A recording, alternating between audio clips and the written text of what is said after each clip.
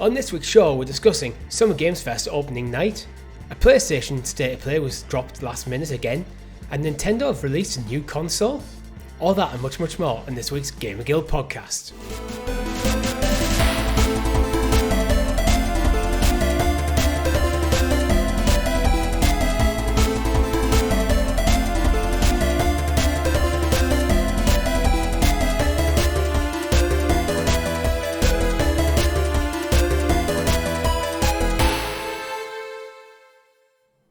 Good game, everyone, and welcome back to the GamerGuild Podcast, your weekly show where we round up all the week's video game stories and news for your listening or viewing pleasure right here on youtube.com/GamerGuildTV and up there in the digital clouds on your podcast preference of choice. Your podcast players for this week are myself, Mr. Richie, and the returning of Mr. Tom. How are you, Tom? Once again, guys. I'm good, mate. It's been a bit of a banger week, to be honest with you, hasn't it? So, got loads to talk about today. You've picked a good week to sub in for Chris, put it that way. Hell yeah. You've been making quite a few more appearances, actually, of late on the podcast. I'm finding myself with a little bit of time, here and there. I'll dabble back in with things, say hi to the folks. Well, I'm finding myself with less time. Yeah, that's and life, Chris, mate. And at the time of recording, Chris is almost certainly in his new house, neck deep in boxes, going, how on earth do I get all this sorted? Absolutely. Yeah. But it's mad as we get older, just like literally how much stuff you accumulate. Like, you don't realise it, and then when you start boxing it up and unboxing it, you're like... It's one of the mad things I was talking to my girlfriend about. Is like, estate agents and stuff, the weird people that kind of expect you to pack up your entire house, move in an entire day, but then don't give you the date in advance for you to kind of organise stuff. Sometimes you get your move date a few days in advance, which if you're a working person could be an absolute nightmare, and then removal vans and all that kind of stuff. But then sometimes you don't get your keys till whenever, so it's not like, okay, it's moving date, go to the office at 8 o'clock, pick up my keys and crack on. I do think Chris got his keys fairly early, but I know when I bought my house, I didn't get my keys till like 2:30 in the afternoon. Yeah, well, that's the thing then. By that point, the day's pretty much written off, isn't it? So it's like, well, what the hell am I going to achieve today? Luckily for me, I was moving from a rented flat into a vacant house. Yeah, so I still had a week left on my lease for my flat. So I had a full week to move, but I just imagine if I had entire house worth of stuff and didn't get your keys to the afternoon, but then you've got to hand your keys to your old house in by 5 o'clock. It's nuts. It's madness. Yeah. Madness. It is. But you know what isn't madness? The great show we do have lined up for you. But before we get into it, make sure if you haven't already, you like the video, subscribe to the channel and ring that bell so you're kept in the loop of all of our amazing content here at GamerGuildTV, such as Chris's first look at Expedition 33, which I've bought it, Tom. It gets delivered today. As we're recording this Saturday morning, it gets delivered today. I promise you, you will enjoy it. It is... Wow. I haven't watched Chris's first look because that went up on Thursday. Friday night I was playing Oblivion, realised I was literally about to get the platinum, so I ordered Expedition 33, so it came Saturday, so I was like, I can't wait to get my hands on it tonight. Yeah. You've got to go in blind because it just hits you right from the get-go. It's just literally event after event after event. It's just going to absolutely blow your mind and it's going to take your breath away. That's what I can say. No, I can't wait, but I do have the platinum in Oblivion. Nice. That's impressive. That's actually quite impressive. Well done. The platinum's not too bad, actually, because there's no like leveling up skills to max levels or doing a million side quests. To get the platinum, you need to do main story, Fighters Guild, Mages Guild, Thieves Guild, and Dark Brotherhood. That's it. Okay. You do the story in that platinum. Respectable. Which is, it's a nice platinum because that's the main stories of the game.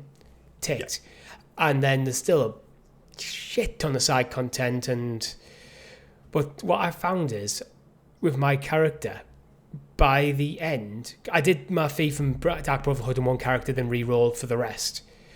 By the end, I was just walking into the Gate of Oblivion and pretty much just walking up to a sigil stone. I didn't need to hit anyone.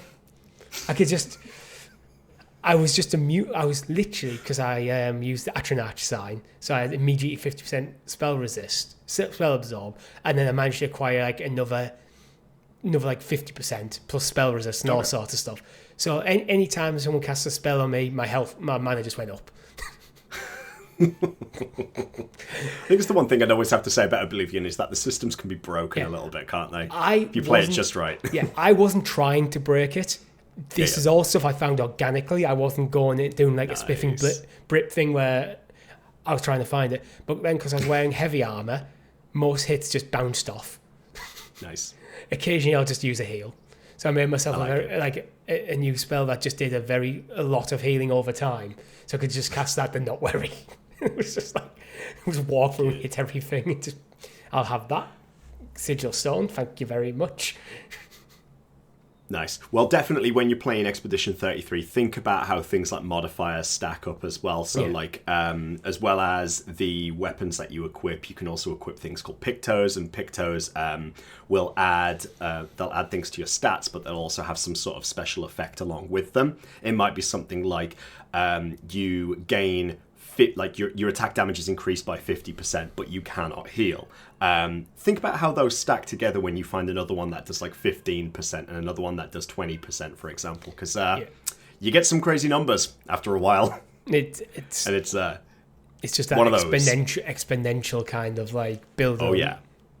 Well, now that my one of my main characters now deals, I mean, I'm sort of at the point now with Expedition 33. I'm just clearing up side quest stuff. I'm out in the world. I've got everything I need to go for the. I'm essentially at the final chapter, right?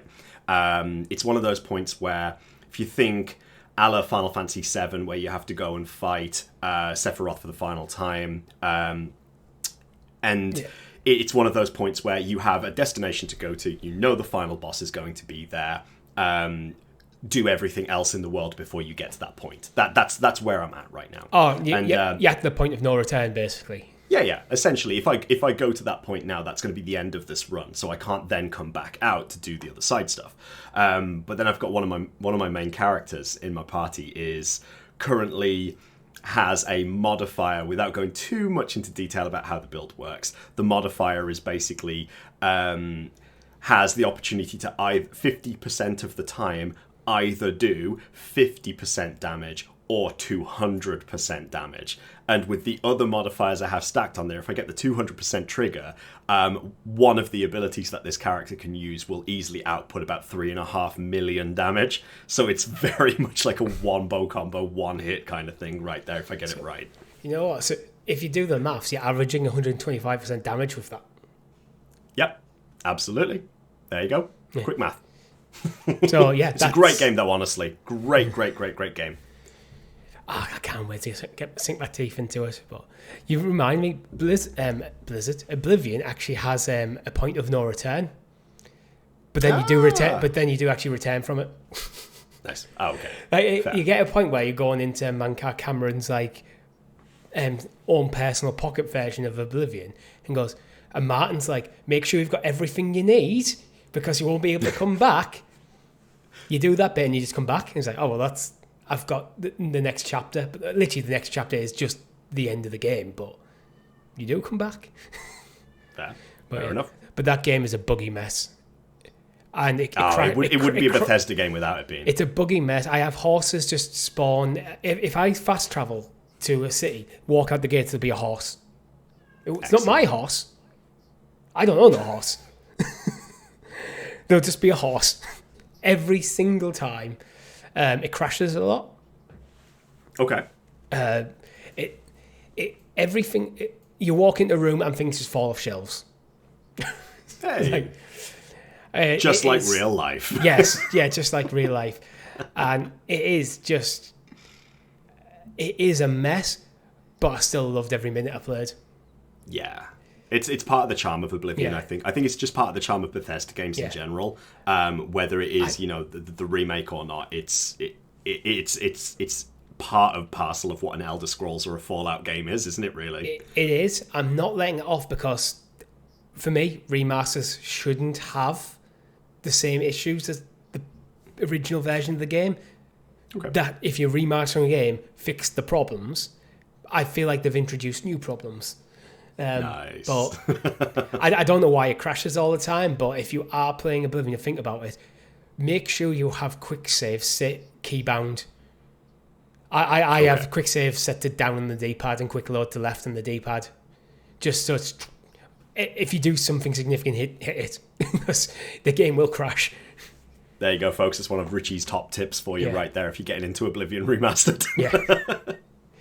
But again, despite its problems, I still love that game. I'm glad I played it and glad I finished it. But Expedition 33, I'm so looking forward. 45 quid as well. Oh, yeah, I know. Again, I said to Chris a couple of episodes ago, I was like, it's a hell of a price for the game that you're actually getting. Like, don't get me wrong, it isn't without faults. Like, I would put this as sort of like a... I mean, I've got to give it a 9.5 out of 10 if I was going to rate it on a scale of 10. I can't give it a 10. Such low numbers there. I know. I can't give it a 10. It does have its sharp edges, like here and there. It's not perfectly polished, but it is a damn good game for the price that you are paying, and it is very, very worth people's time. I do feel like if you're scoring out of 10, that last 0.5 is polish. Yeah. If you don't have it, the game has to be smooth, flawless, run well, consistently. Yes. Otherwise, you're getting the 9.5 max. So if you're getting a 9.5, you're doing a fucking good job. Well, that's the thing, really. Like, I say it like I'm talking it down, but it really is critical points at that stage, because it's that, you know, I said it before a couple of episodes ago. The combat is so clean and so well done for a turn-based system. Like, it just feels right. It's taken everything from the Persona, particularly Persona 5, in terms of like the UI and stuff.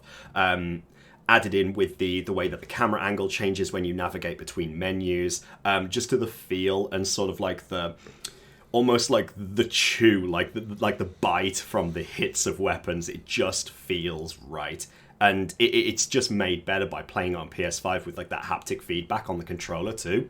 Just the sense of response that you get just from in your hand alone just feels it's perfection. The way the combat is done is faultless. The more I hear about it, the more it feels like this is a love letter to RPGs made by fans of RPGs, all different kinds, who've took elements of some of their favourite RPGs, blended them without it feeling generic. Yes, definitely. That's pretty much how I would write a review on that sort of basis. Oh, damn, I knew it. Right, let's get this podcast done so I can well, we can't get this podcast done until, Tom, you introduce us to the graciously gathered Gamer Guild Gazette, a.k.a. The News! The News! And as always, our news is brought to you by our wonderful guild heroes, which you can join for as little as 99p over on the YouTube channel. Gives you early access to some shows like Pokemon Blue when I finally get time to sit back down and record. I was planning to get some more episodes recorded this week. It didn't happen because of things like Summer Games Fest and just time commitments and work, and sometimes in an evening getting in after work and going, I cannot be bothered to record. I just want to play Oblivion. I'll be honest with you guys, I could have recorded. I played Oblivion instead. But I will get back to it. I will get some recording done. Hopefully have some episodes start dropping again from next week. First news story, Tom. Nintendo have done a thing. What have Nintendo done this week? What have Nintendo been up to? I don't know. I feel like I've been living under a rock a little bit. Apparently, something new has come out on the market, and apparently, like, you can't get it anywhere. Something about a Switch, a light Switch 2 or something. Yeah, like the Nintendo Light Switch 2. It turns on your light and turns them off. It's got two functions. To Switch 2. No. But you mentioned availability. I have seen both comments online this week about the Switch 2's availability. Some people saying, can't get one anywhere, Nintendo, shocking, they should have enough supply. Then a few people going, oh, I've just walked into my local shop and there's a few boxes left. Nintendo is clearly not selling as well as expected. It's like, fuck off. Well, I'd love to know exactly where these people live, because I've literally right before this episode been in town, and I thought, you know what? While I'm in town, I'll hit up all the local stores that might, by chance, just happen to have one. Nope, Not a chance whatsoever. For those people who do live in the UK, I hit up. I went to Sports Direct, went to Game, hit up Argos as well. Walked into just your general supermarkets, into Sainsbury's, into Asda, and no luck whatsoever. Like not there. I really don't know what the distribution for something like a Switch 2 into like UK brick and mortar would be, because Game was always the biggest gaming shop, but now it's a small corner of Sports Direct, which is a budget sports shop. Yep. Then you got your supermarkets who probably don't carry huge amounts of stock because they have to carry so much different kinds of stock. Argos is probably your best bet. Yeah, I'm thinking like your Argos or your Curry's PC World kind of vibe. Yeah. They're kind of like the main ones I would see these days as being a place to pick something up on the go. Other than that, in the UK, outside your supermarkets and Game, you're probably looking at online retail only, aren't you? I can't imagine like your Marks and Spencers or your John Lewis stocking this kind of thing. Maybe John Lewis, because doesn't John Lewis have like tech? I've never actually been in a John Lewis. There isn't one anywhere near where I live. Exactly. That's the thing. For us to get to a John Lewis, you'd have to travel up to we'd have to head up north to the Metro Centre or to Newcastle itself. It's like Waitrose. It feels dangerously southern. Yeah, probably. If you were to look at like a map of density for the stores, you'd probably see a lot more of them lower down south. Let us know if you live up north and you happen to know where a John Lewis is. But it's when I saw comments, people going, "Oh, there is stock on shelves near me," and then having a go at Nintendo. I was like, have you not thought that maybe Nintendo have been planning this launch probably for quite a long time? After the original Switch they've really struggled to keep up with demand for years. Maybe they've been stockpiling this shit for the last probably several years of manufacturing before it was even formally announced. Just a thought, because that's kind of what I would do after the success of the Switch. And with the Switch 2 kind of being unboxed pretty much everything I personally would want from a Switch 2. Give me a Switch, but better in every way. And let me play my old games. Oh, and also improve my old games. Mm-hmm. That all being said, I don't own one. No. Not because of anything to do with supply. I think it's just one of those things, really, where it's like, I'd love to be there day one, getting my hands on it, but it's priority shift sometimes, and as much as I would love to have that opportunity to, I think it's just when the time is right. It's definitely on the cards. Like, don't get me wrong, I want to get my hands on a Switch 2. I want to, for sure. But as it is right now, it's not necessary for me. I think in the beginning, when a new console comes out, you tend to have sort of like a limited games catalog, don't you? I'd be very interested in Mario Kart World. Don't get me wrong. Talking about games, I do have called Nintendo Live, the top selling eShop sellers for the Switch 2. Mario Kart World, which is cheating because it's bundled, but I'd also expect it to be number one. Legend of Zelda Tears of the Kingdom, Switch 2 Welcome Tour, which feels for me should be bundled in for free. Deltarune, Cyberpunk, Legend of Zelda Breath of the Wild Upgrade Pack, Bravely Default Flying Fairy HD Remaster, which is a game actually I wouldn't mind playing because I do love Bravely Default, Fantasy Life, The Girl Who Steals Time, Street Fighter 6, and Fast Fusion.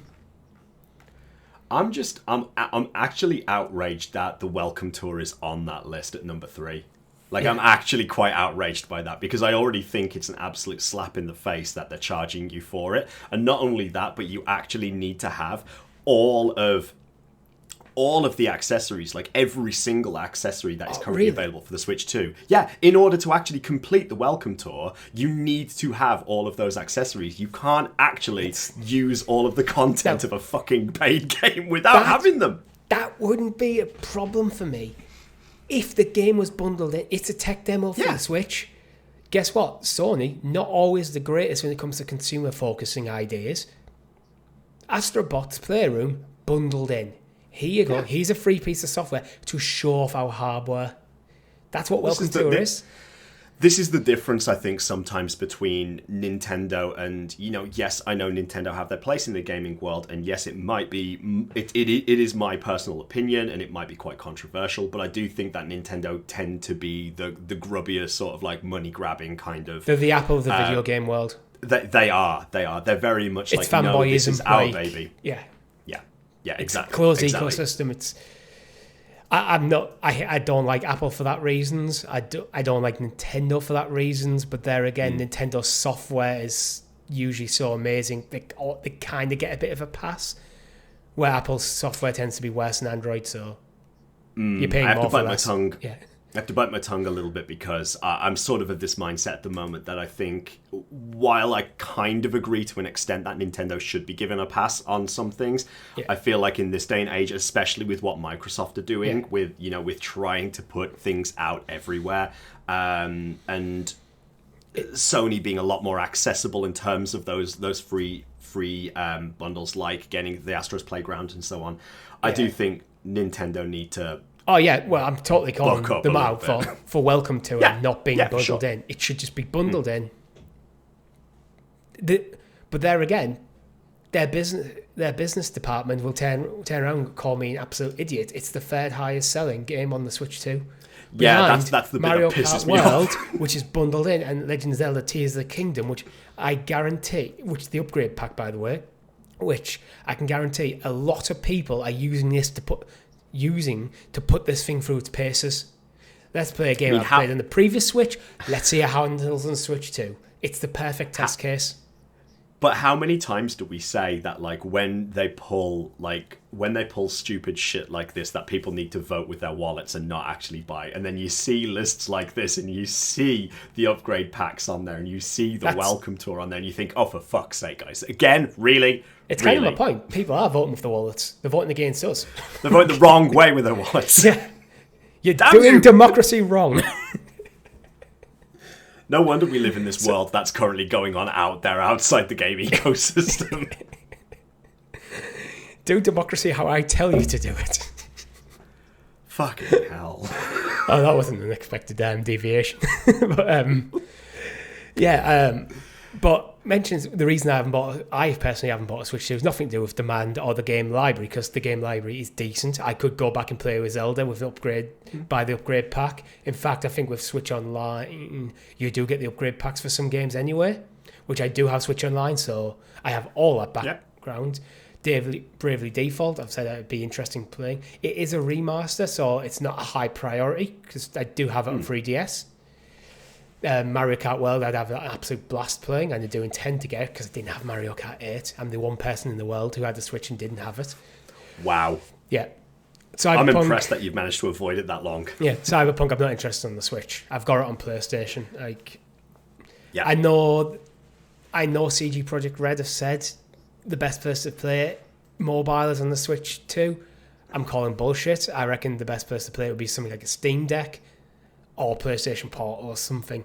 Yeah. I feel like Switch 2 would be lower down without going into any reviews or anything.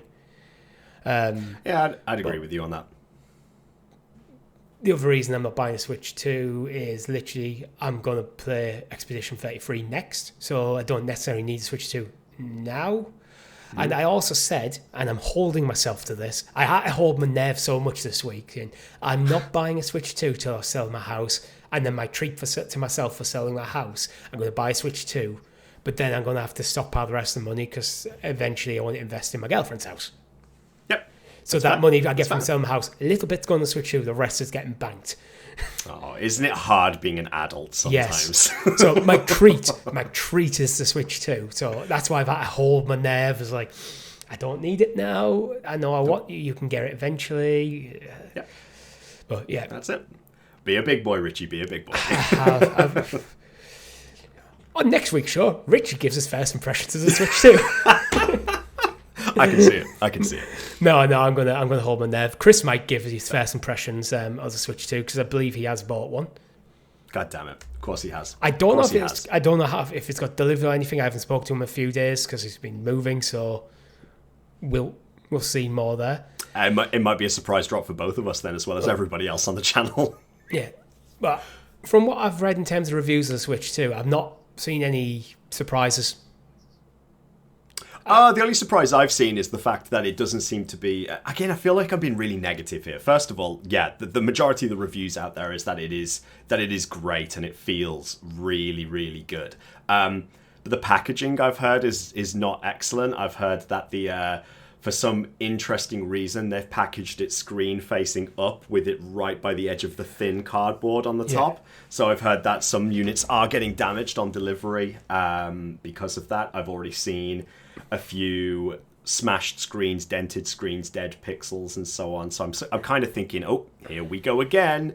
But it wouldn't be a Nintendo launch without those sorts of things. Yeah, I've seen as well, it's worth pointing out, I saw an IGN video saying it comes with what looks like a screen protector over the screen. That's meant to be on, so you're not meant to peel it off. That to me is bad design, to be perfectly honest. Every single technology that has a screen has a film protector that everyone pulls off. And if you need that on to protect your screen, your glass isn't good enough. Yep. I'm against screen protectors on phones because I think if you need to protect a screen, put a piece of plastic over your phone to protect it, then it's just shit design. But anyway, I'm being negative on Switch 2, but it is literally everything I expected it to be and exactly what I wanted. Cool. But I'm not allowed it. Size-wise, I have to say that looking at some comparison images online, it's while it is bigger than the Switch, it's smaller than I thought it was going to be. Only in comparison to things like the Portal. But then holding my Portal again last night, I was a little bit like, actually, this is quite a chunky boy. Like it's quite a big screen, isn't it, on the Portal? Yeah, actually, I think what helps with the Portal is because it's got the PlayStation handles either side of it, so they've got a bit more depth to play with. So they can make it deeper without it impacting the feel of the console. Yes. Where Switch is very sleek, it's very thin. And I've heard Switch 2 is actually thinner than the original. Yeah, that's right. Yeah, which is a surprise to me because that would potentially have issues with cooling. Yeah, I can see it. Again, as tech's getting better, they're working around those things. But again, a thinner device is going to have heating issues because it's going to have less ventilation. It's going to have less room for fans and heat sinks, isn't it? So the new dock's got a fan built in, probably to control the extra power of the hardware. So I feel like maybe the Switch 2 might get a significant upgrade when docked compared to where the Switch 1 I never really felt you did. I felt the difference between the Switch 1 and Switch docked and undocked is resolution 1080p rather than 720, but because of the screen size, I think that was not really noticeable. With Switch 2 going up to 4K docked, rumours of 4K 60, let's see if they hit it, because every console that's come out this generation has claimed 4K 60 or better, and very few of them have actually hit it in the majority of titles. I'd love to see what the official benchmark is for actually being able to claim that. Like if 4K there is, or sort 60, of guidelines. 4K or 60. Yeah. So when they say 4K 60, it's like, is that is that it has to hit it for at least 0.6 seconds or something? Yeah. There's got to be some sort of benchmark for them to be able to legally claim that right there. It's a theoretical thing, isn't it? There'll be some sort of internal benchmark. They might run, say, Breath of the Wild at 4K 60 docked, probably in a static area, with very little happening. Do you see an OLED version coming out in future? Yes. Okay. That is a big... I've seen comparisons where people going, I will miss the OLED, but I think the general consensus I've seen with regards to the OLED is the overall package of the Switch 2 is better. So while you are losing a bit of that vibrancy from the OLED, it's still a worthy upgrade. Yeah. I sometimes feel that, like, even if just the experience of the user interface is smoother at a higher frame rate, that you can almost bypass it immediately, because to me, I mean, I've got to say, first of all, hands up and say that I've got very limited experience of actually using OLED devices, so I don't have a lot to go on in terms of saying, like, a direct comparison between LEDs and OLED models. But I do find that if if a user interface feels sleek and has a high frame rate to it and looks good and looks crisp, then I can kind of... This is my OLED device. My Switch. See, this is the thing. It shows up great on camera. If I were to pull up an LED device, chances are it would look crap on camera. Yeah. It's clean. It's the colours are very vibrant. Technically, it's my girlfriend's Switch because I give mine to my nephew for his birthday. Oh, I see. Because she bought the Zelda Tears of the Kingdom OLED one when she bought a Switch, and then we decided we didn't need two Switches. So what you're saying, Richie, is she has a Switch, your nephew has a Switch, but Richie doesn't have a Switch, and therefore there is room for a Switch 2? Oh, there's definitely room for a Switch 2, but... Nice. Yeah. My thing with the Switch is I bought a Switch. I had it pretty much since launch. She bought a Switch OLED because the Portal wasn't working. One of the reasons we bought a Portal was for her to use on night shifts. Yep. When she actually just needs to be present. So, and then for whatever reason their internet wasn't working, so she thought it might just be, that's it, you can't use it. So she bought a Switch to take to work. And then it started working again, so now she's back on the PlayStation train. Fair enough. Good on you. Good on you. Right, I feel like we've talked about the Switch long enough. I would like to give it more room, but we do actually have to get into Summer Games Fest, Tom.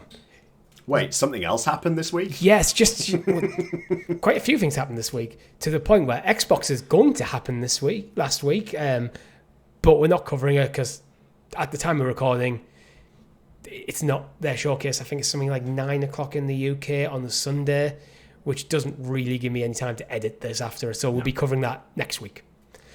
Bit of a delay on it, but hey. Yeah, but Summer Games Fest 2025. Did you watch the show?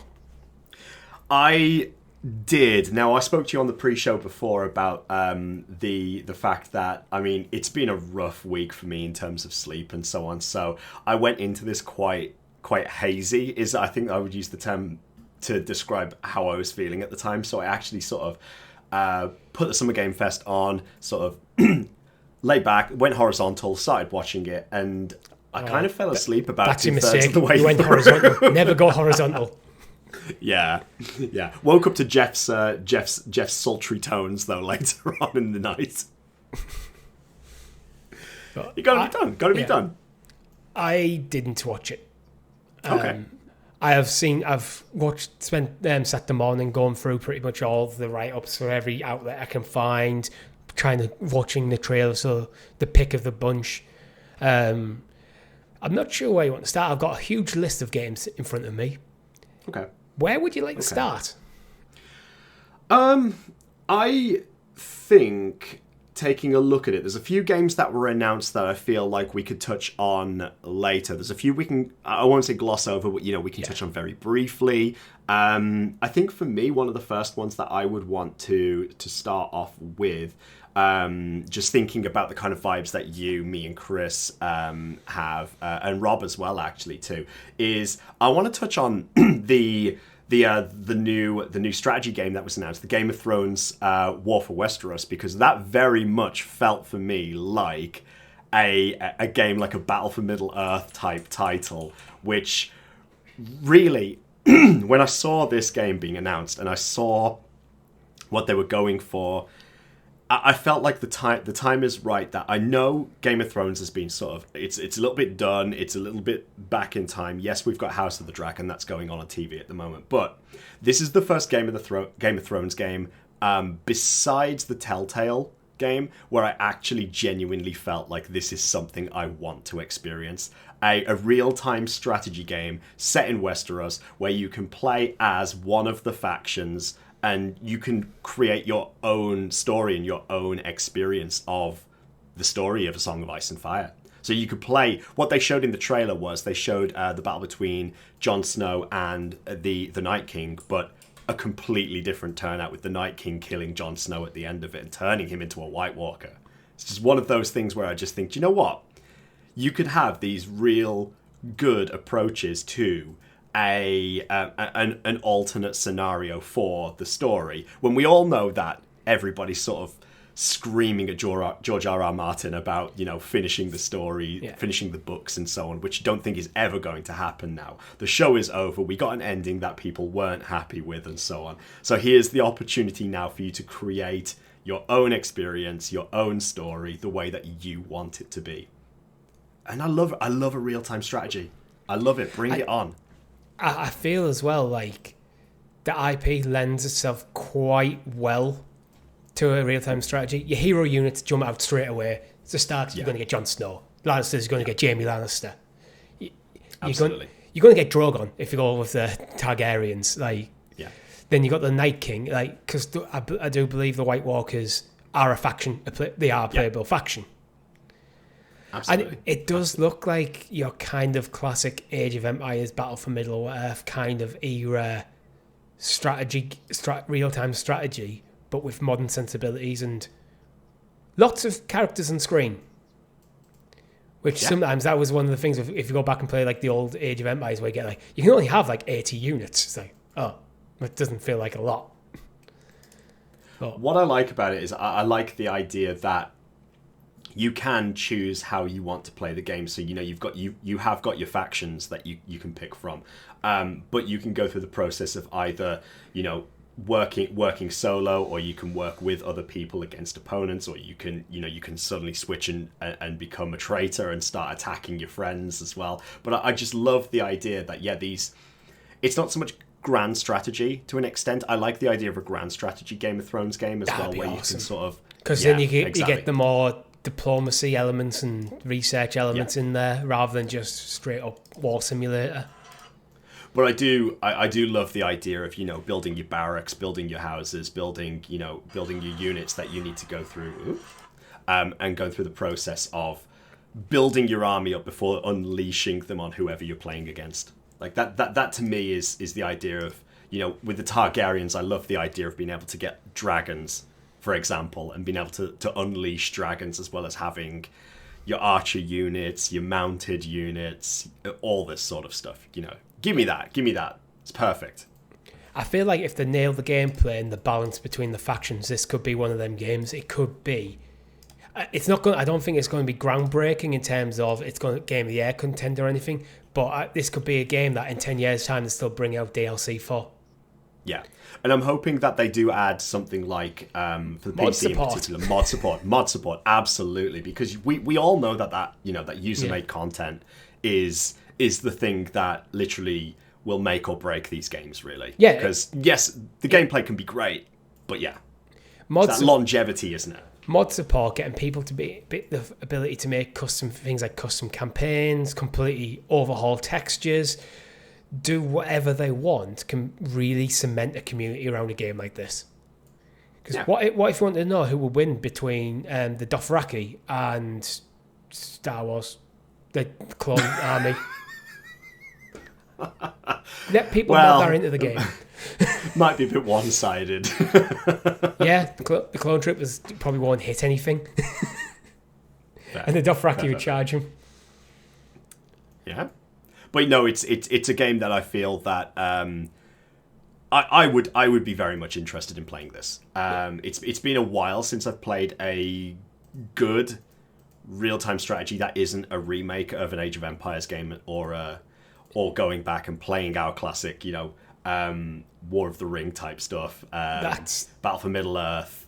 That is my only reservation with this game is when it comes to real-time strategy. It's a genre I grew out of when I was a child, and once in a while I will have the urge to dabble, in which case I will reinstall Age of Empires 2. Yeah. And I will play for an evening or two, and then I'll be done. So it's an unlikely purchase for me, but is a game I very much hope does well and respect. I think Rob, if I had bet anyone I know to play this game to death, I think it would be Rob or Chris. Yeah, I could definitely see the two of them. See the two of them. Okay. But slated for a 2026 release at this point anyway. It is. I want to pick out of Worlds. Because first of all, the naming convention, rename that thing, because we already have Outer Worlds and the Outer Wilds. So Out of Worlds, you're just confusing things there. but it is a cooperative stop motion game. Absolutely. I think it looks really cool. It gives me kind of something like It Takes Two kind of vibes, but in like a 2D side scroller like puzzle game. But they use actual stop motion animation. So in the trailer, you can actually see them like playing around with the puppets. Which I think is it's obviously a labour of love, this game, isn't it? But yeah. Yeah, so I'm reading the blurb from the Epic Game Store. It goes, find your lost voices in a co-platform adventure together with a friend via online cross-platform or couch co-op. Explore the wild, colourful realm of Vocaboluntus as Kurt and Carla in a story about the first time they held hands, where everything you see is crafted by hand. Yeah. So, I don't know, I think it just looks like one of them kind of cute game where I think you could sit down on a couch and have a blast playing through it. Yeah, absolutely. It's it looks like it's full of puzzles. It looks like it's very much one of those like you say, and It Takes Two, very much that sort of vibe. It's obviously made for two people. It's not something to experience solo. So it is something that. It's something I've appreciated with Hazelight. I mean, this isn't Hazelight who's making this, but something I've always appreciated by Hazelight is they are uncompromisingly going, these are cooperative games. Yes. Yeah. These require two people to play, and you play together. You're not playing against each other, you're playing together. And because they're so rigid in that, the rest of the game design is always very interesting to how that works. Where sometimes you get single player games where it's a single player, but someone else can play alongside you, which is kind of oddly enough Marvel's Avengers, where I felt like the online, you weren't playing together with people, you were just playing in the same world as other people. Yes, there was no synergy there, but where I think that's where co-op stuff is important. You need to get that synergy between your players. You need to have them collaborating rather than just attacking the same target. Yeah. And I think I think these sorts of games are doing very well at the moment. There's obviously very much a market for it. What with the success of Split Fiction, like you say, Hazelight are very much the masters of that craft right now. And with things like Split Fiction being picked up for a film adaptation as well, there's obviously going to be a lot riding on the success of It Takes Two and riding on the success of Split Fiction. I think we see a lot of these games moving forwards. I think a lot of these two-player couch co-op or online co-op games are going to be coming out in the next couple of years or so. So I wouldn't be surprised if we don't see more of these rising up. But the idea behind the stop motion, I think, is great. It's fantastic. Yeah, it's one of them. The stop motion makes it stands out, but I think that couch co-op style of game, it's making a comeback, and I think Hazelight have a lot to do with that, to producing games of such a quality. Like Split Fiction was amazing. Yeah, got the platinum in it. Like loved that game. So, and it just feels like it's a genre that had been overlooked for a long time. Yeah, it's fair. It's fair. Where would you like to go next? Because we have a lot. So we do. I want to move on to another one that really stood out to me as being like an absolute what the fuck kind of game, and that is Felt That Boxing.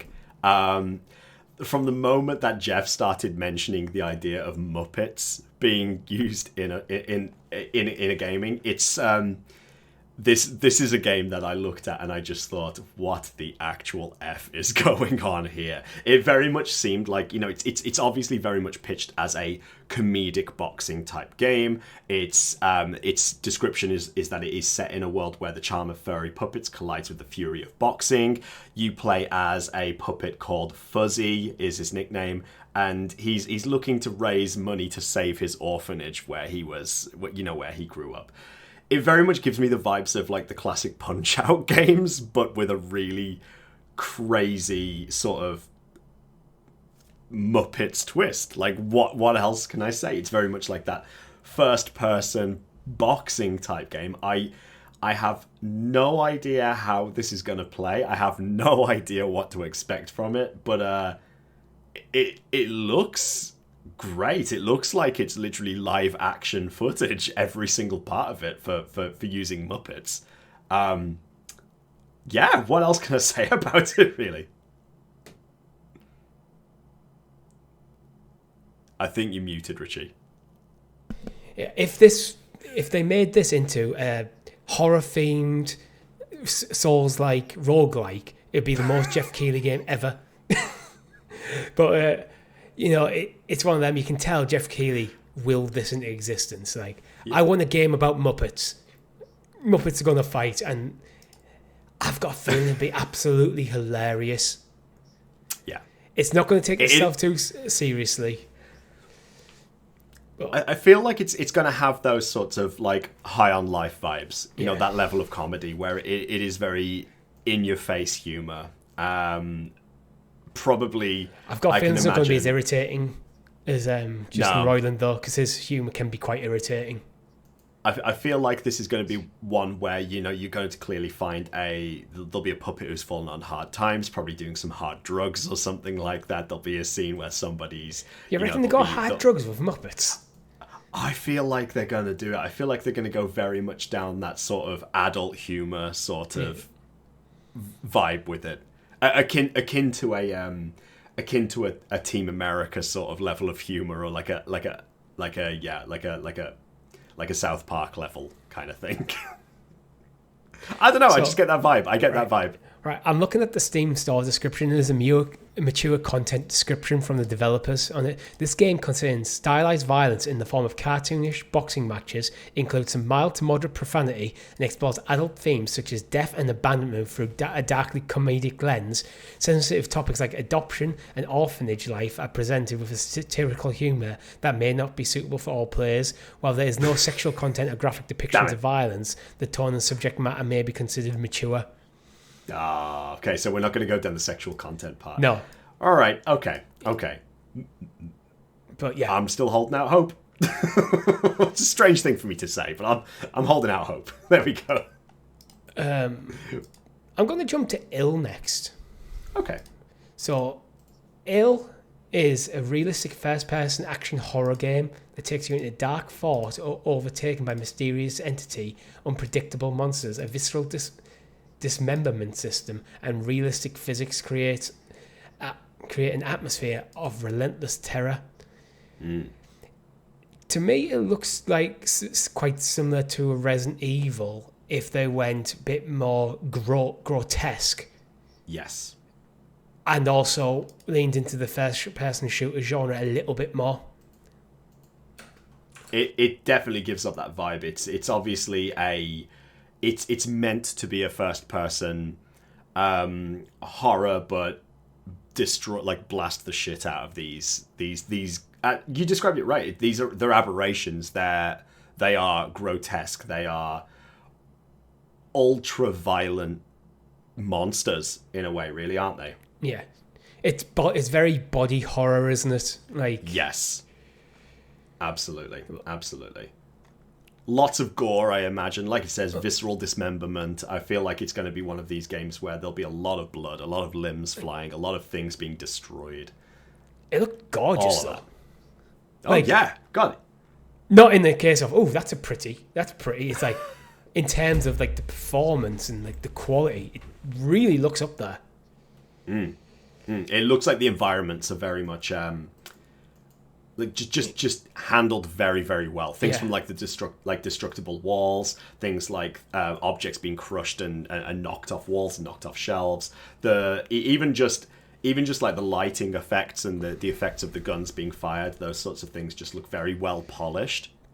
I think is, again, how I would describe it. And I think to sell a game like this, the motion of the enemies needs to be on point.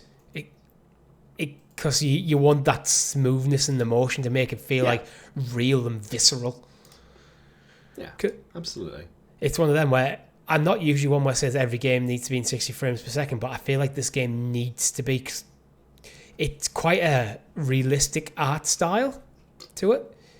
So to kind of sell that life isn't in 30 frames per second, so you do want that fluidity of motion, and it can also be like creepier when it's very fluid. I feel sick.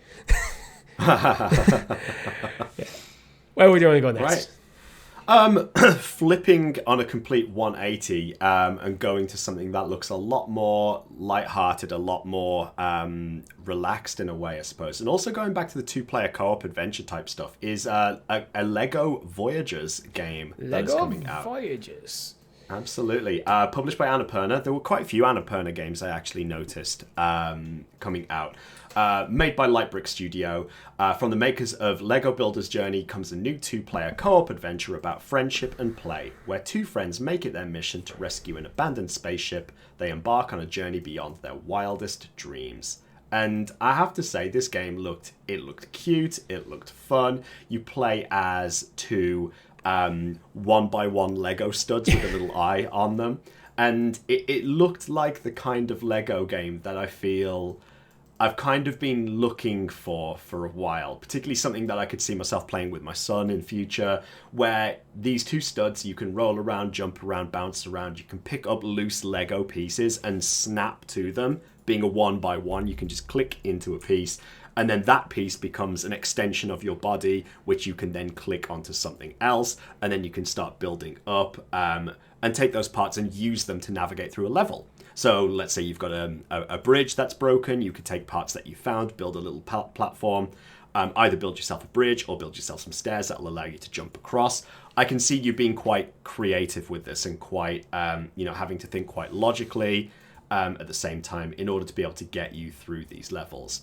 I think visually it looks gorgeous. It's clearly Lego, but it also has that beautiful sort of I don't know how to describe the lighting, but it's Minecrafty. It's hazy, but it's nice. It's very visually beautiful in a way, really. It's weird. I think it's weird describing a Lego game as Minecrafty because you describe Minecraft as crafted Lego-y. Absolutely, absolutely. I can't. I think I might be all in this game because I enjoy Lego games. I haven't played that many, but when I have played them, I've enjoyed them. I enjoy playing them with my girlfriend as well. So having a very specific co-op adventure, I could be 100% down for this. Yeah. I do hope, though, it does more Lego-y stuff than Lego Horizons Adventures did. Yeah. Because that game, as much as fun as it was, I felt like didn't lean into the Lego-ness of the game enough. Okay. It had the kind of Lego game humour to it and the Lego aesthetic, but you didn't spend a lot of time building stuff or using. It was very much just a top-down action game. Remind me, I've not played the Lego Horizons game. It's worth playing. Was it one that was built by like in the style of Traveller's Tales game where you have the characters you can swap through and the different coins and collect and things to collect? Okay. They removed a lot of that stuff, so you didn't have the red bricks to collect. You only had 4 characters to choose between. Each of them did have different abilities, but it was only 4, and the abilities rarely interacted with the world around you. Where say the Marvel ones, you have with the Marvel ones, you have a huge roster of characters, and you might need some Ant-Man to go in a small little maze, or you might need Human Torch to set someone on fire. And there's a lot of focus on how these characters interact with the world around you. I never really felt there was much of that. No, this game certainly gives me vibes of that it's a focus more on the co-op gameplay, isn't it? And yes. That sort of that making your way through solving these puzzles to be able to get through to the end goal. Right. As I said, the one thing I hope from it is it does have that creativity of Lego in the gameplay. So it's here's a problem, here's some stuff, you figure it out, and there's no one correct solution. Yes. Yeah, I think again, thinking back on the Traveller's Tales games, it was very much you went around destroying things to get the pieces, but then you would hold down a button and it would build the thing. I'm with you. I hope it is very much you found these pieces, now how are you going to use them to get across, rather than, great, go over here and hold a button to build a bridge. Yeah. Sticking with Lego Party. They're announced a party game. I don't really have much to say about this because it's a party game in the vein of something like Mario Party, But it's Lego. Yeah. I mean, there's not much competition in this marketplace, is there really? No. You've got Mario Kart and that's about it. Yeah. So I'm for it in a way. Yeah. I hope it does well, but I can see it being a little more generic than a Mario Party because obviously it's Lego. It's just generic Lego people. Well, yes, but they also have the advantage of, because Lego's generic and they've got so many different kinds of Lego sets, everything from like, just looking at the Steam store page, they've got people snowboarding, they've got a pirate ship, they've got aliens, they've got like some sort of like mecha samurai going on. They could have a lot of fun with that, and because it's Lego, it could do the Fortnite-y thing, where it brings in its IP, the IP from outside, to add to it. So I feel like it's a game that has a lot of potential, but it is risk of falling generic. Yeah. It says it comes with 60 mini games as well, and it looks like there is a level of customization with unlocking, like you say, Lego costumes and things like that. So you can customize your character. We'll see. But again, if it's going to compete with a Mario Party, it's going to have to absolutely kick ass in order for it to actually stand out, isn't it? I doubt it's ever going to like truly compete with a Mario Party, but it could be a reasonable alternative for non-Nintendo fans. And again, I think it's because it's Lego, this could be a platform that could be built on. Yeah. No pun intended.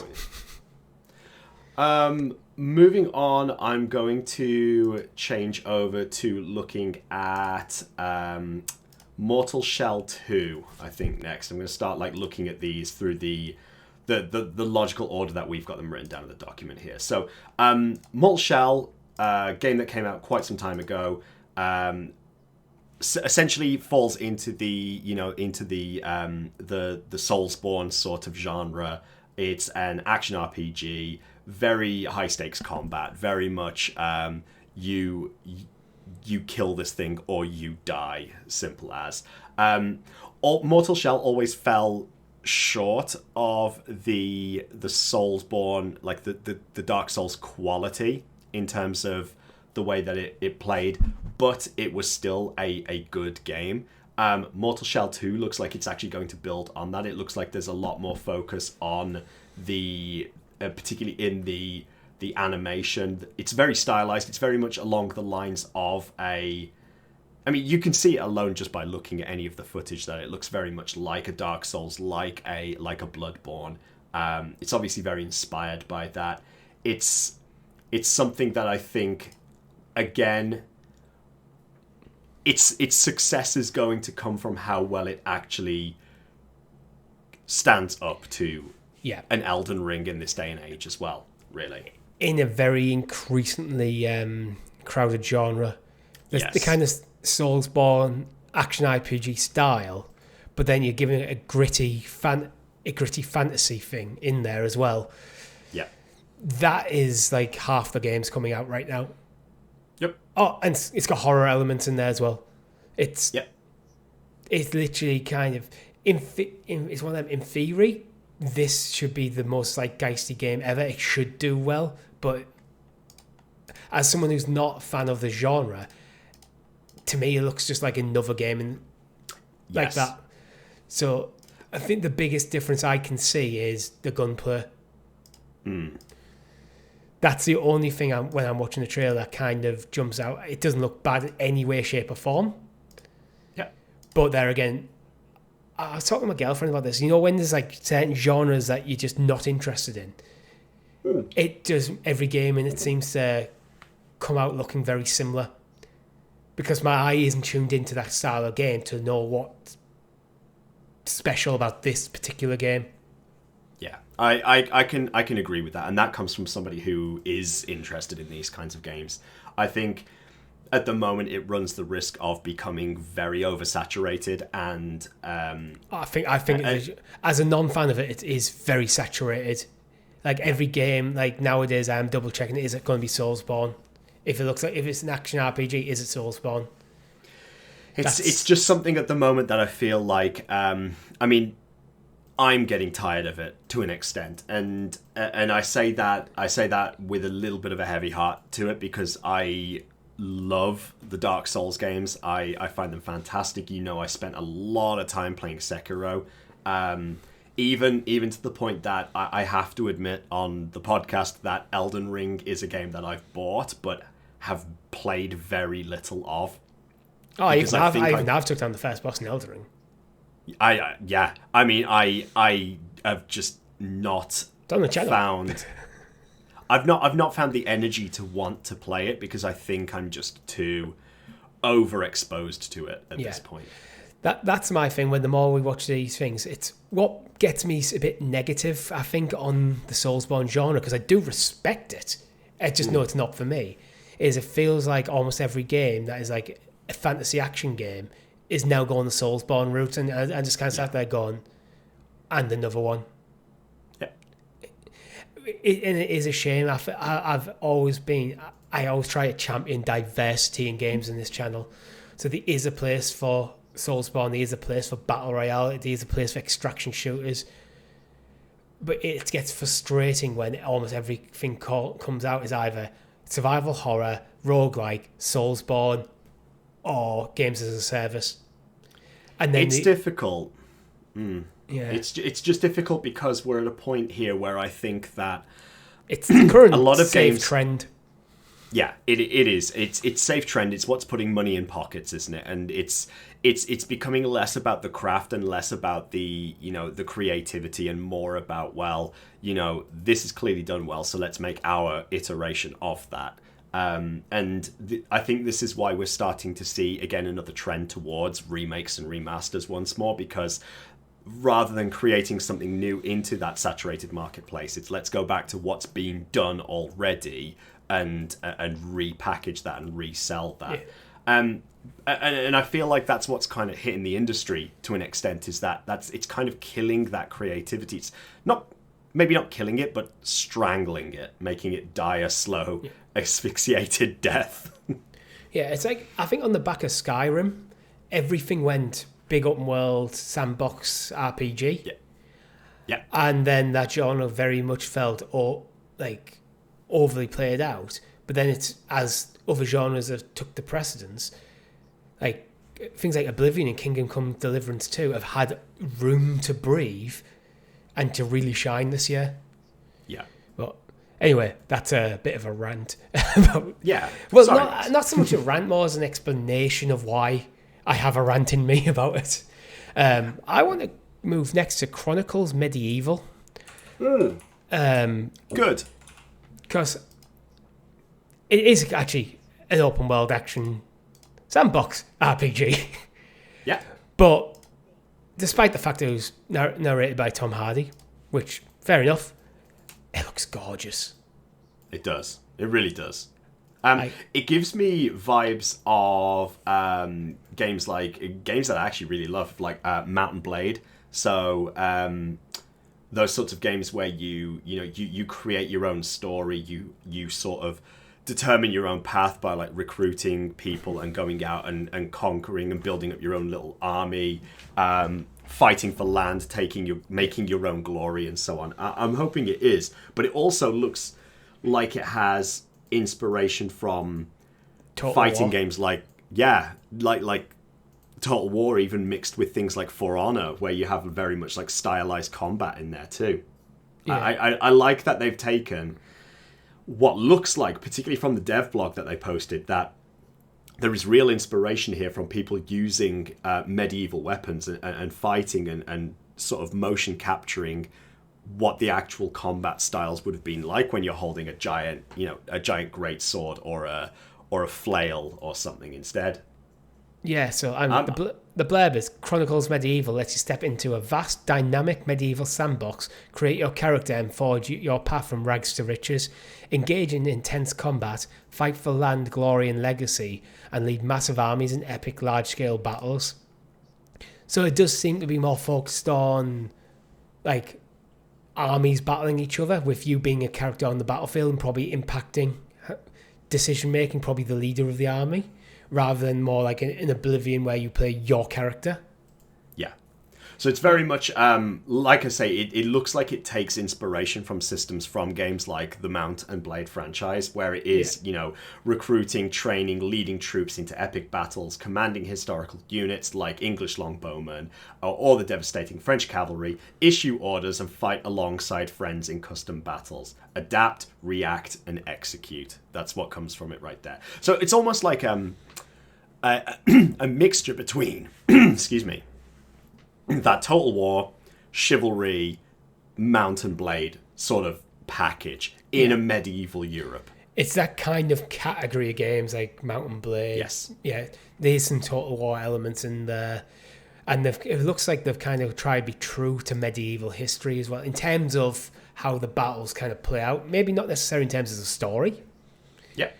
Do we know if it's actually set in medieval Europe? Like, legitimately it does say on the Steam page, if you look further down, it says, enter our vibrant medieval Europe, a sprawling sandbox of unrest, invasions, and alliances. Create your character and experience a path filled with conflict and opportunity. Forge your destiny and rewrite history. So they are writing medieval Europe quite a bit in the descriptions that have been posted online.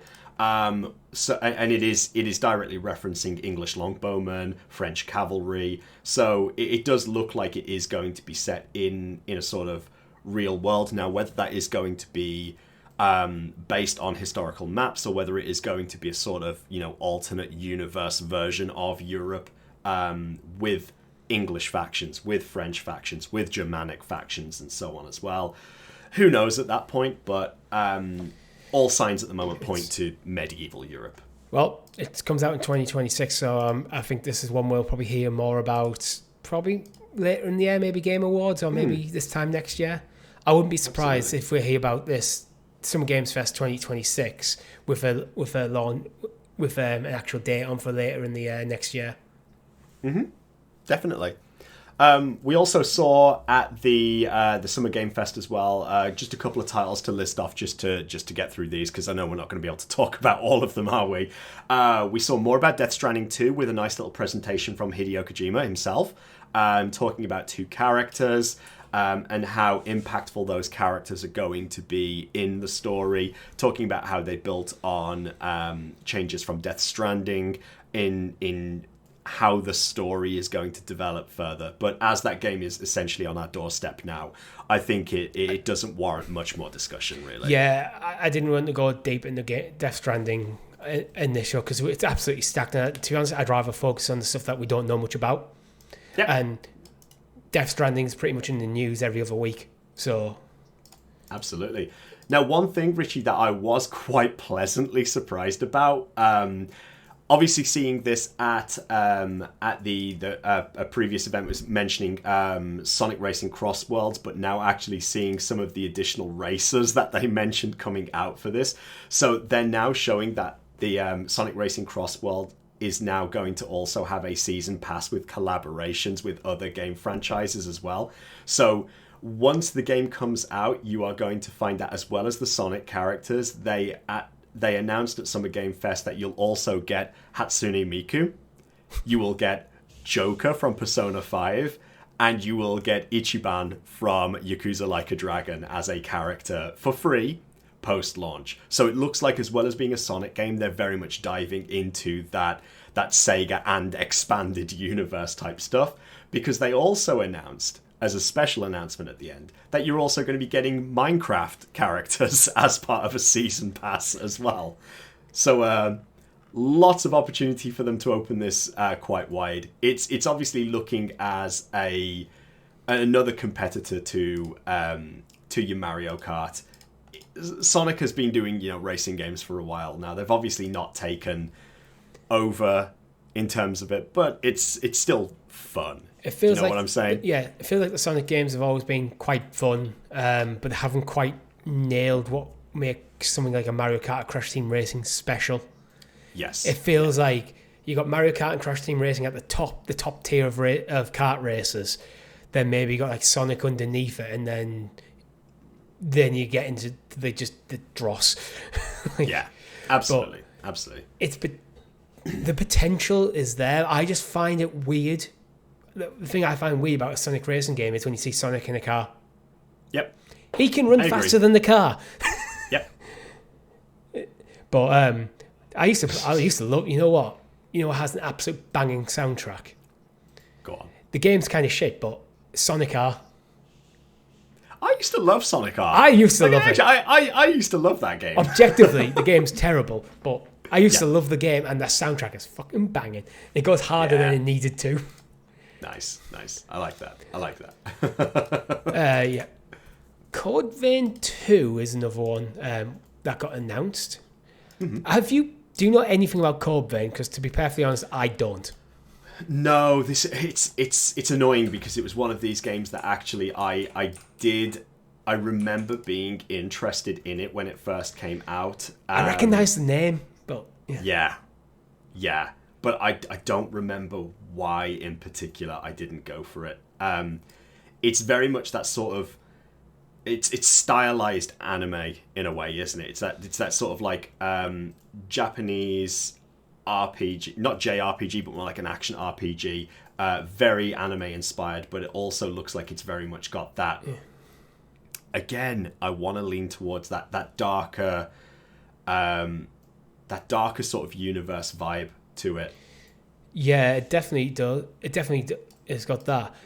But I think the anime aesthetic does make it stand out a little bit more. It might be just because I'm keen on that aesthetic a bit, but it's an epic adventure awaits where you and your chosen partners explore the vast world, face fierce battles against powerful enemies, and uncover an epic story that transcends time. It's a Bandai Namco game. It could be a good one. I feel like I need to see more from it though. Okay. I need, or maybe I should look at, read up on what Code Vein 1 is a bit more. Yeah. Now, one game that surprised me coming out at this was, and again, I don't have much history with it, but the sequel, Atomic Heart 2, was one that I saw this pop up. Again, another open world action RPG by Mundfish, shooter. It looks fantastic in this very much sort of futuristic, but sort of Cold War inspired Russian. I don't know how else to describe it really. Almost, it's got steampunk vibes to it, but not quite steampunk. It's very, I would almost call it like nuclear punk vibes in a certain way. It looks kind of Fallout-y in places. Yes, yeah, that's a good way of describing it. It's taking the description straight from the Steam page. It is set in a living world, rich with possibilities and a heavy emphasis on the story, role-playing elements, and player freedom. The sequel to Atomic Heart relates new events unfolding in the retro-futuristic universe of an alternate history. This time, the action takes place on a global scale. And I don't know about you, but I don't know whether there's all this focus on Unreal Engine 5 at the moment, and just where we're at with hardware in general. Some games just look fucking gorgeous. It's the only way I can describe it. Like, it just looks nice.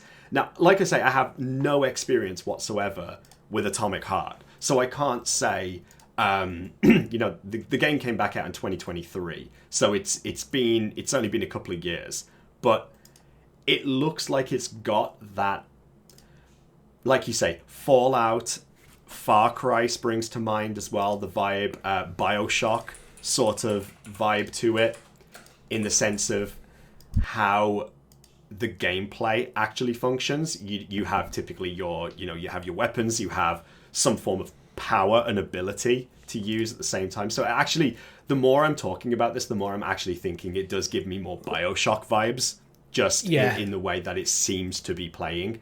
So it might be more akin to that. BioShock is probably better than Fallout, actually. Yes. Looking at it. They also announced that they're actually making an MMORPG based in this universe as well, called The Cube as well, which is quite interesting. What was surprising for me about the announcement of Atomic Heart 2 is Atomic Heart was came out in 2023. I actually thought it was last year, off the top of my head.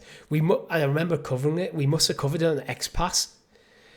But Atomic Heart 1 is on Game Pass. Oh, I've got a special guest appearance. You have. It's not on camera right now, but Tom's son has just walked in. And so is his wife. It's like one of those when you see the cutouts from the news stories of people during COVID and their kids are walking in on them. Chris's daughter's walked in on those before, and it's something that is just adorable. But yeah, bless her. He wasn't on camera. He was cut off just before. That's all right. He might have been, but That's but okay. yeah. But Atomic Heart 1, if you're interested, is on Game Pass. Cool. All right. Where Check it we'll out. go to next is Mina the Hollower. Okay. So this is from Yacht Club, the guys who made Shovel Knight. Yes. Yeah.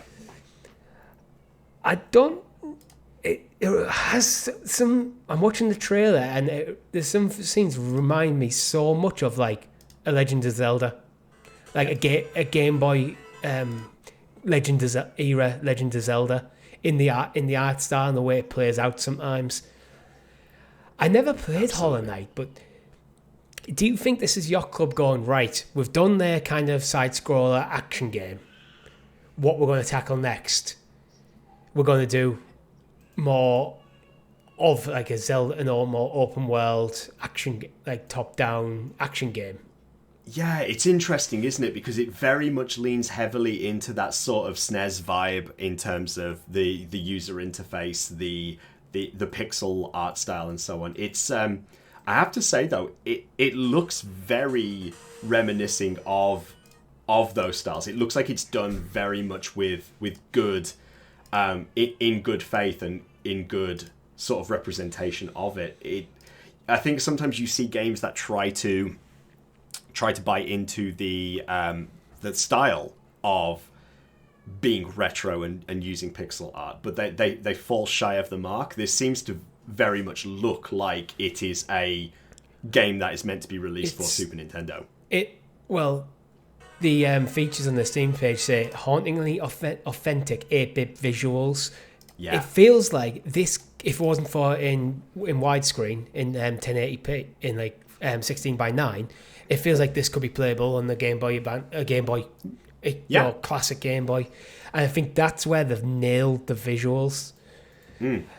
Clearly, it's probably rendered at a much higher resolution than anything the Game Boy could actually handle. Mm-hmm. But they've done it in a way that it looks 8-bit. Absolutely. It looks good. It looks good. I was quite surprised though, because I genuinely thought there were rumors going around that that Yacht Club games were actually they put job listings out there for 3D artists. So there were rumors floating around that they might be making some sort of like 3D Shovel Knight-esque game instead. These models could be in 3D.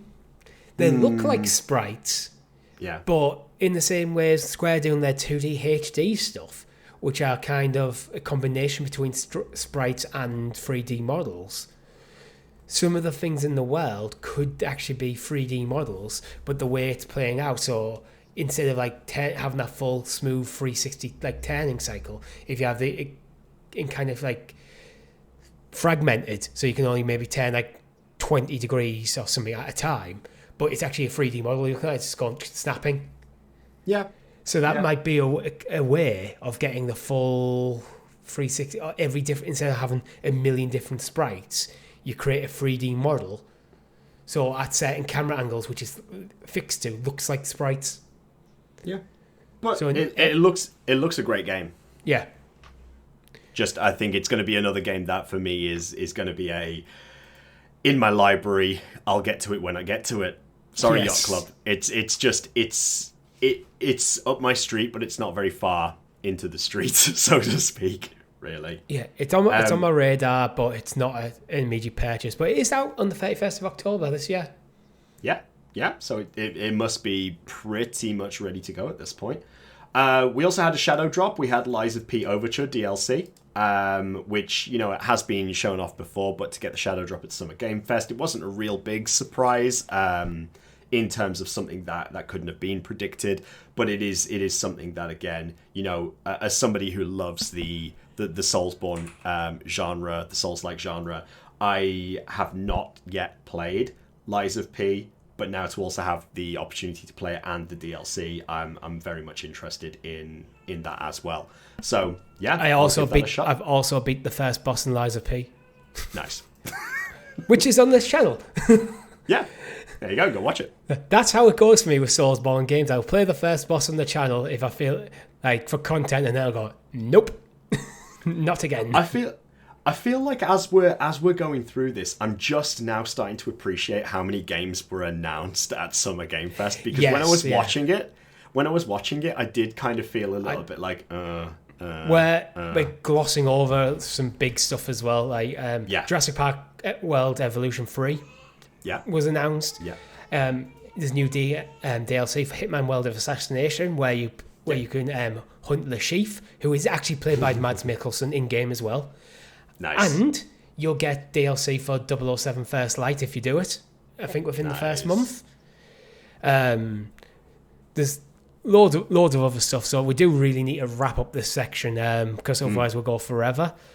So should we give a quick shout out then to actual gameplay footage from Onimusha Way of the Sword by Capcom, the new Onimusha game after a franchise that's been gone for quite some time. A shout out to showing some gameplay from Arc Raiders as well, which again is an October game. I'm actually quite interested in that. And the last one I'll mention before I pass it back over to you, Richie, is the fun little announcement of the Deadpool VR game, which Jeff Keighley was handed a red envelope on stage, and then all of a sudden Deadpool took over Summer Game Fest, and a VR game. I was not expecting that. I saw the announcement. Wasn't it about like he was about to announce Capcom's latest biggest game, and then Deadpool took over the show? Yep. But yeah, so I do want to round out this section because there's no way we could not talk about this game with Resident Evil Requiem. Yep. We have Resident Evil 9 announced, officially formally announced. We don't really know much about it yet, though. Nope. Very, very early stages with Resident Evil 9 right there. And like you say, the 9 being fit into the Requiem as the Q as well. I mean, it is just being titled Resident Evil Requiem. Yeah. So they're sort of not straight up throwing the 9 in there, but just like, you know. It's kind of like Resident Evil Village wasn't Resident Evil 8 Village. They just went... So what do you think 10's going to be then? I'm not even going to go down that path yet. But a bit too early for that. Interestingly, there's a lot of rumors going out there that this game is actually going to be the character that they've announced so far is Grace Ashcroft, who is a descendant of Alyssa Ashcroft, formerly of one of the earlier games of Resident Evil Outbreak, which is quite an interesting connection being made there. But there are rumors going around that she will not be the main character in this game, and that we actually may be looking at potentially a new Leon Kennedy game here as well. Yeah, you think it might be a bait and switch. She might be integral to the plot, where maybe she might be the antagonist, for all we know at this point. But the trailer does focus on her. She seems to be like a reporter, as far as I can make out. She has a very untidy desk, lots of papers there. And then she gets sent to a hotel where I think her mother was killed, which seems to be the setting of the game. Yeah, that is the link to Resident Evil Outbreak right there, which is what kind of ties into the whole Leon Kennedy thing. But again, visually, looks gorgeous, looks like a Resident Evil game. There's something about the Resident Evil engine that is just very, very nice at the moment, you know, since the last few games right there. I feel like there's hints that there might be like a boss character that kind of hunts you through the hotel. Yeah. Kind of like in Resident Evil. Is it Resident Evil 2? And well, Resident Evil 3, we've got Nemesis hunting you through the entire Yeah, streets. 2 and 3. Yeah. 2 and 3, essentially. So it feels like they might be going that line. Is this set in Raccoon City? Because it would be nice to return to Raccoon City, to bring back Umbrella properly, and really go back there. There was a sign above the door to the hotel that said RP, I think, as well. So whether it is a reference to it or not, I'm unsure. But hey, we'll have to wait and see. But from first looks, again, looks great. Looks like a good Resident Evil game. It does. We have a release date as well. 27th of February next year. It's not even that long ago. So it's kind of nice sometimes where you go, okay, here's your first look at a game. It'll be with you in 8 months. Yeah. Rather than, here's the first look at a game. We'll talk about it again in 3 years' time. Absolutely. Wow. I think we could be onto something very interesting here. Yeah. Indeed, but I think that wraps that part of the show because we still have a state of play to break down. So I'm only going to pick out a few titles for state of play. Okay. We need to go quick because we are pushed for time. 007 First Light. We have a title. We have gameplay footage. We have footage. What are your first impressions of 007 First Light from the state of play? Okay, so first thing I would say is I really hope this builds on the interactivity of the Hitman World of Assassination stuff that IO are known for. I hope that we can have in the trailer we had things being shown like James Bond being given like the watch, talking about gadgets, those sorts of things. I hope we get that sort of interactability in game. It's very much his origin story, so it's very much about the recruitment of James Bond and the sort of first mission, hence the name First Light, right there. I think it looks good. It very much gives me the vibes of Uncharted. That's the vibe I get from this. Yes. A James Bond Uncharted style. If they do like a weird blend of Uncharted and Hitman, so you've got these Uncharted narrative-driven action-adventure gameplay, but with these kind of sandboxy elements that you'd get from a Hitman game, with the James Bond skin over it, I'm in. Yeah. It's the only thing I would say at the moment is I don't know whether he looks too generic. I get the vibe looking at him that he doesn't stand out. He looks... I know James Bond is traditionally meant to be quite a handsome man and so on, but I almost feel like the model they've gone with may be a little bit too much like that. But again, we've seen companies change these styles up before. We've seen things change. We've only seen a glimpse of this at the moment. I'm sure we'll get more when we get to in the coming days, in the coming weeks, and so on. But I'm still hopeful for it. It might be a smart choice with it being his first outing as well, where I feel like what they're doing, especially with starting with this as an origin story for how he becomes 007. They're doing the Casino Royale thing without doing the Casino Royale story. Is they're setting this up so they can continue with future things, but have it their own version of the Bond universe, separate to the movies or anything. Yes. Which I think is the smartest move they could have made. Don't try to tie it into anything that Bond's ever been or done. Obviously, you take the key elements, you take things like M and Q and all, and MI6, and probably eventually you're going to add elements in from things like Spectre and stuff. But just do your own thing, entirely new stories. But it does look like you're going to have a lot more than just the on foot moving around. It looks like there's going to be the opportunity to do the classic James Bond car chases, getaways in speedboats, that sort of thing too. It's obviously going to be it's going to be interesting. But like I say, I think the thing for me is it's very much looks like it takes inspiration from Uncharted. You know what it is? It's a PS5 era take on a PS2 era genre. If you think about the PS2, if you think about the PS2 era James Bond games, where different levels, you have a car level and maybe a plane level, and you have a stealth level, you kind of looks a bit like that. The more you mention it, but with modern sensibilities. I think this could be incredible. I really do. I hope it does as well, because I think the 007, like the James Bond franchise, needs to be a hit moving forwards. Again, now what with all the changes with it being purchased by Amazon and the likes too. I think, you know what? Yeah. Despite I'm saying that it looks like this kind of mismatch of gameplay genres at times, I trust IO because when it comes to the Hitman World Assassination, the gameplay is front and center in them. They know how to make the gameplay feel really good and how to do stealth gameplay without having to crouch to hide and then no one can suddenly see you. So it's... Yeah. And the kind of procedural, the way them systems work when you're in the kind of sandboxy zones and like Hitman works so incredibly well. Yeah. I think this could be an excellent game for next year. All right. Okay. Yeah. Where would you like to go next? For us, we've got a few more titles to get through quickly before we end. I think I want to talk about one of the big ones that stuck out to me, which is, and I was not expecting, Final Fantasy Tactics Ivalice Chronicles. Final Fantasy Tactics is finally back. It is the original. It is either playable as the original, or it is playable as a fully voiced over re-engineered version. What I mean by re-engineered there is, it's not a remaster.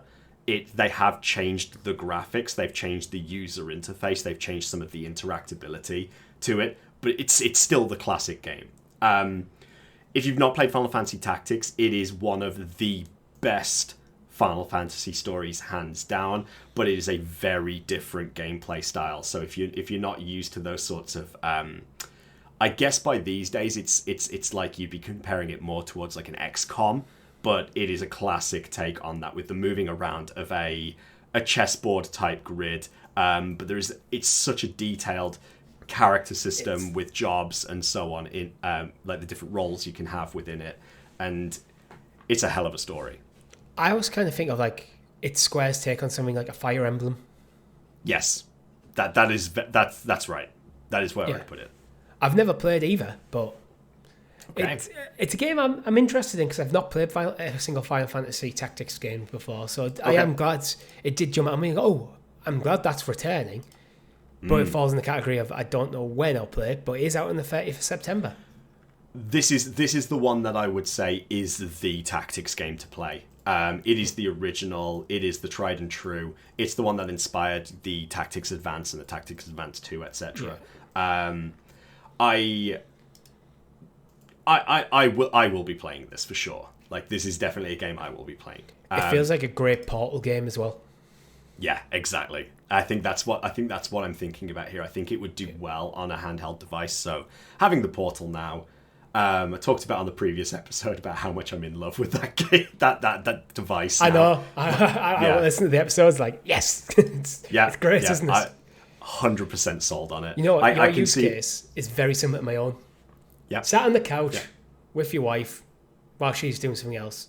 Yeah. It's kind of making me want to buy the Pulse headset as well, I'll be honest with you. So I can actually have it mute. Because my headphones don't seem to work with it for some reason. So. I just have mine on fairly low volume so I can hear it. But when Nat's playing something on the telly, she can hear that as well. Nice. But, Fair. Fair enough. I am going to just quickly glance through the last few. They deserve more time, but we're completely out of it. So we got a new trailer for Silent Hill F, which is the one that's set in Japan. That comes out on September the 25th. Mortal Kombat Legacy Collection, which is a collection of the original Mortal Kombat arcade games and other. I think is some of the earlier Mortal Kombats. Comes out 2025. It includes some of the handheld ones as well, amazingly. Yeah, it does, yeah. It's basically all the early Mortal Kombat games from like probably the 90s, all in one collection, 2025. Metal Gear Solid Delta got another trailer at the PlayStation State of Play because they weren't allowed to put it at Summer Games Fest because Konami. And Kojima. Take that as you want. There was a new trailer for Neo 3, early 2023. There's a demo out immediately. Sword of the Sea got a new trailer, which is kind of like it looks like Journey inspired, where you go through like this kind of lush world riding a sword. Looks incredible. And FBC Firebreak got a new trailer, comes out June the 17th, so that's imminent. I just want to give a quick shout out, by the way, Richie. Just looking through that, Sea of Remnants was one that really stuck out to me because it had a mechanic in it that wasn't really touched on much, but looking a little bit more into it was quite interesting. If they actually get this mechanic working the way that is intended, then it could be a real game changer in the industry. But essentially what they said was that when you play the game, you are essentially a person who is stranded in a flooded futuristic world. I remember the one you're talking about now, Yeah. So you pick, when you start the game, you pick from a list of people who have previously played the game or have made more progress than you, and that could be either a friend, it could be a random person, it could be a streamer or a YouTuber that you watch, and essentially their decisions that they make in their game will impact the way that NPCs react to you in your game. So it creates like a diverse storytelling option where if somebody does something negative in their game and you're following their story, then that person will react differently to you than they would have experienced. And I think that could really go down some interesting like branching pathways. Now, the coding behind that, I cannot imagine what that looks like, but I can only say that if it works the way that they intend it to, that could be pretty amazing to have people actually impact your world. It's such a unique concept. Yeah. Because I was trying to figure out, is it...